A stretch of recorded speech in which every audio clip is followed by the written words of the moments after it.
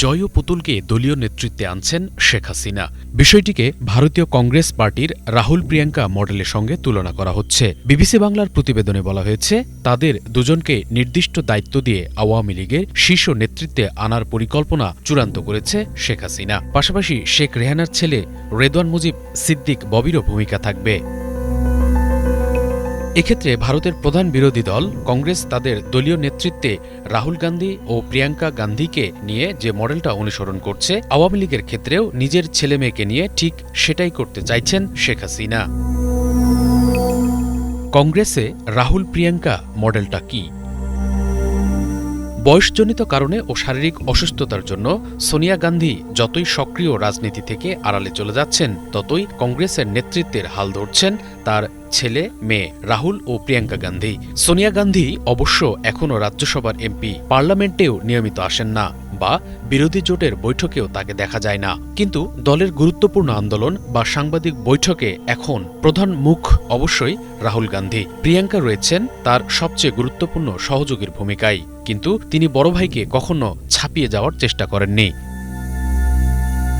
এই মুহূর্তে রাহুল গান্ধীকে একেবারে সামনে এবং প্রিয়াঙ্কাকে ঠিক তার পেছনে রেখে যেভাবে ভারতের প্রধান বিরোধী দলটি পরিচালিত হচ্ছে, শেখ হাসিনা সেই মডেলটাই আওয়ামী লীগের ক্ষেত্রেও প্রয়োগ করতে চাইছেন বলে তার ঘনিষ্ঠ একাধিক সূত্র নিশ্চিত করেছেন বলে জানায় বিবিসি।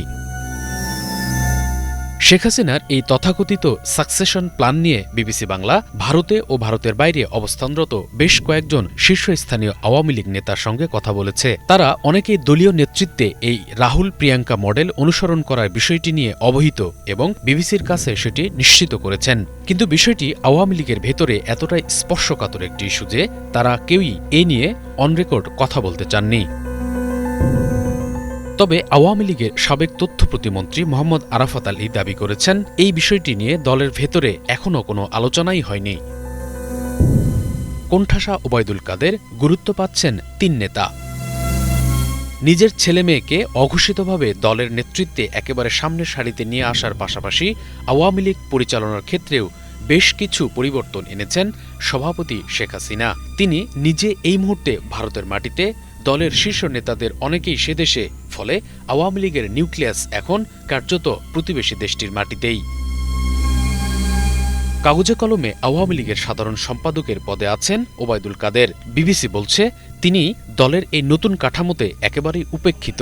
প্রায় 10 মাস আগে ভারতে চলে গেলেও তিনি এখনও দলীয় সভাপতির দেখাই পাননি বলে প্রতিবেদনে উল্লেখ করেছে বিবিসি। শুভ ইসলাম, বাংলাভিশন, ঢাকা।